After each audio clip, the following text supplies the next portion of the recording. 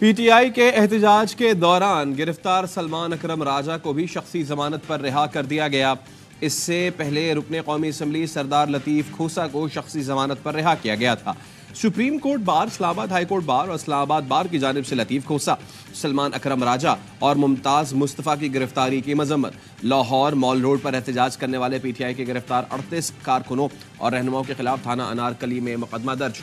मुकदमे में पीटीआई रहनुमा हाफिज फरहत अब्बास और खातिन को भी नामजद किया गया है।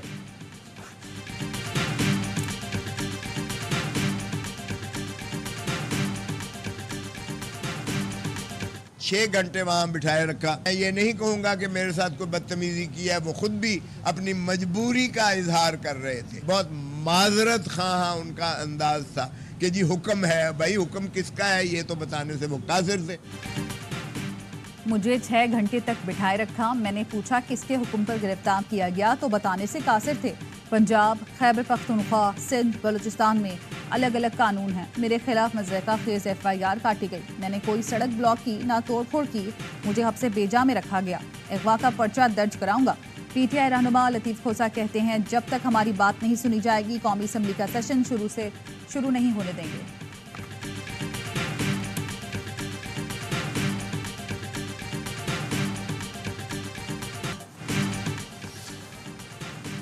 विफाकी काबीना आज हल्फ उठाएगी। सदर आसिफ जरदारी हल्फ लेंगे। वजीर आजम ने वज़रा की तकर्री के लिए सदर को नाम तजवीज़ कर दिए।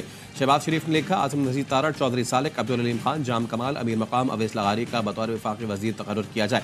अता तारड़, खालिद महबूल सिद्दीकी, कैसर अहमद शेख, रियाज पीरजादा, इसाक डार, मुसद्दिक मलिक, मोहम्मद औरंगजेब, अहद खान चीमा, सैयद मोहसिन रज़ा नकवी का भी बतौर विफाकी वजीर तकर्रुर किया जाए। शिदा फातिमा का नाम बतौर वजीर मुमलिकत तजवीज़ किया गया है।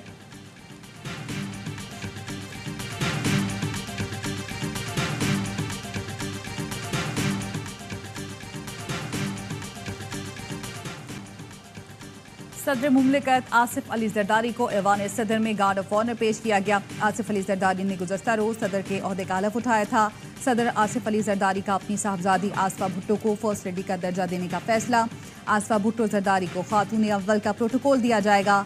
आसफा भुट्टो पहली खातून अव्वल होंगी जो सदर की बेटी हैं।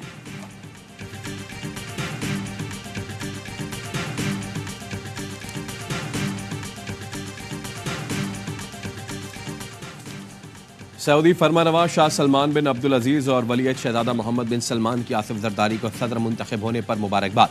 सदर के लिए कामयाबी, मुल्क की तरक्की की उम्मीद का इजहार। तुर्की के सदर रजब तैयब एर्दोआन की आसिफ जरदारी को सदर मुंतखब होने पर मुबारकबाद। कहा उम्मीद है आपके दौर में पाक तुर्की अवाम की खुशहाली के लिए ताल्लुकात मजीद मुस्तहकम होंगे। पाकिस्तान और तुर्की के दरमियान स्ट्रेटेजिक शराकत दारी जारी रहेगी। पाकिस्तान के अवाम की खुशहाली के लिए दुआ गो हूँ। सदर मुंतखब होने पर चीनी सदर शी जिनपिंग की आसिफ अली जरदारी को मुबारकबाद। कहा आसिफ जरदारी के साथ मिलकर काम करने के लिए तैयार है।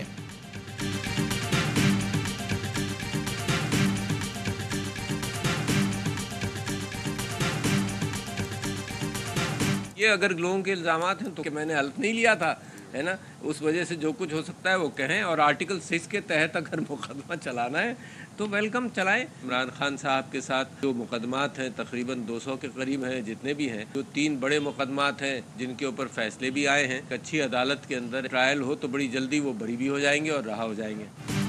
मुझ पर गैर आईनी इक़दामात का इल्ज़ाम लगाने वाले अदालतों में जाएं। आर्टिकल 6 लगता है तो लगाएं। साबिक सदर आरिफ अलवी की ओहदे से सुबुकदोशी के बाद पहली प्रेस कॉन्फ्रेंस। कहा मुल्क ने जिस मैंडेट का इजहार किया उसकी कदर की जाए। पाकिस्तान को जोड़ने के लिए सबसे बड़ी बात बानी PTI की रिहाई है। बात वहीं से शुरू की जाए कि मैंडेट तस्लीम किया जाए। इंसाफ का तकाजा है 9 मई वाक़यात की तहकीकात करें। जिन्होंने कानून तोड़ा उन्हें सजा दें।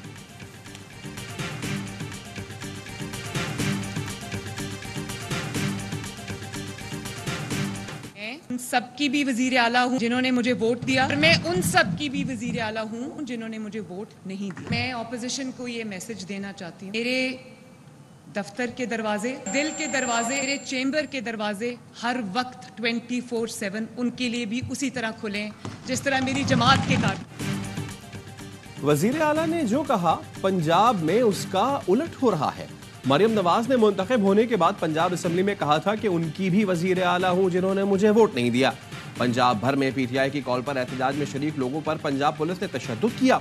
मरियम नवाज को वोट ना देने वाले 3 MPs को गिरफ्तार किया गया।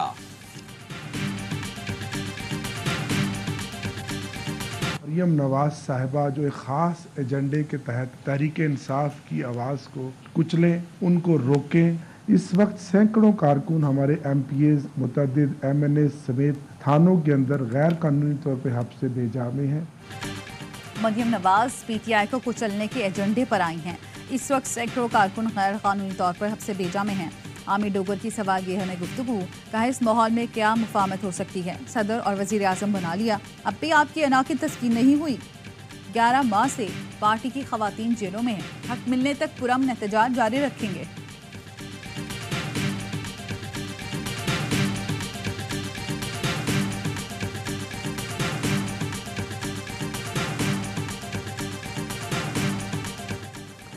सहाफियों को FIA के नोटिस और हिरासा करने का केस। चीफ जस्टिस ने FIA के अफसर से पूछा, सहाफी असद तूर पर जो दफात लगाई गई हैं वो कैसे बनती हैं? क्या आपके इदारे में कोई पढ़ा लिखा है?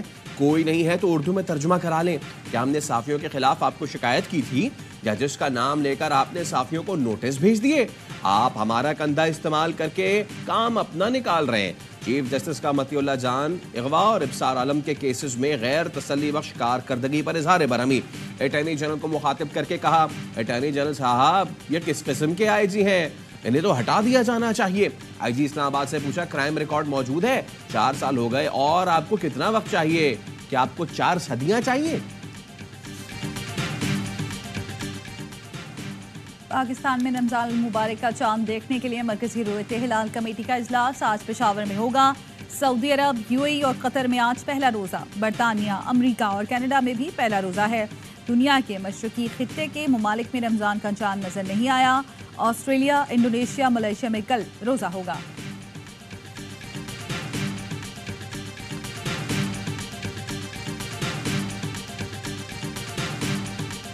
ऑयल इतना महंगा है, सब्जी इतनी महंगी है, आजकल तो गैस और बिजली से ही पूरे होते हैं। सिर्फ पानी से रोज़ा अफ्तार करेंगे। प्याज भी महंगा है जी, हर चीज़ को आग ही लगी हुई है। आप लहसुन का रेट देखें 700-800 पे चला गया हुआ है। टमाटर का रेट आप देखें तो अगर हम सिर्फ सादी हांडी पका लें वही बड़ी बात है। माह रमजान से पहले मुनाफाखोर बेलगाम अशया खुरनोश की कीमतों में इजाफा कर दिया। 1 किलो प्याज की कीमत सुनकर खरीदारों के आंसू निकल गए। चंद रोज पहले तक 150 रुपए मिलने वाली प्याज 280 रुपए की हो गई। टमाटर और हरी मिर्च की कीमत में भी होशरुबा इजाफा।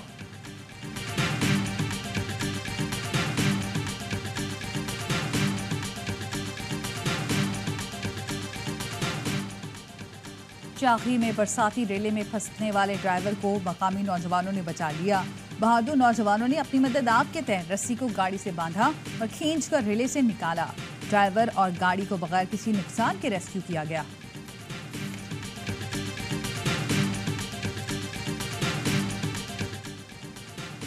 कोयटा गिरदनवा में बारिश का सिलसिला वक्फे से जारी। नुश्की समेत बलूचिस्तान के मुख्तलिफ अजला में बारिशों और पहाड़ी इलाकों में बर्फबारी से सर्दी बढ़ गई। आइंदा 24 घंटे के दौरान बलूचिस्तान के बेशतर अजला में मजीद बारिशों का इम्कान। वज़ीर आला बलूचिस्तान की मुताल्लिका महकमों को अलर्ट रहने की हिदायत। गिलगित के जिला अस्तूर में बर्फबारी के बायस सड़कें बंद, बहाली का काम जारी।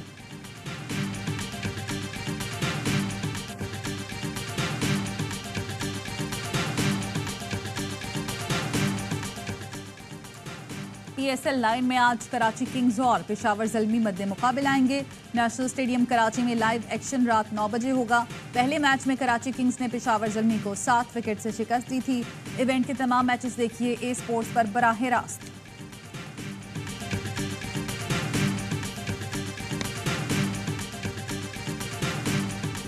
PSL 9 के सनसनीखेज मुकाबले। गुज़िश्ता रोज इस्लामाबाद यूनाइटेड ने मुल्तान सुल्तान्स को शिकस्त देकर प्लेऑफ के लिए क्वालिफाई कर लिया। 229 रन का हदफ 7 विकेटों पर हासिल किया। दूसरे मैच में कोयटा ग्लैडिएटर्स ने लाहौर कलंदर्स को 6 विकेट से जेर किया। कोयटा की टीम ने भी प्लेऑफ मरहले में जगह बना ली।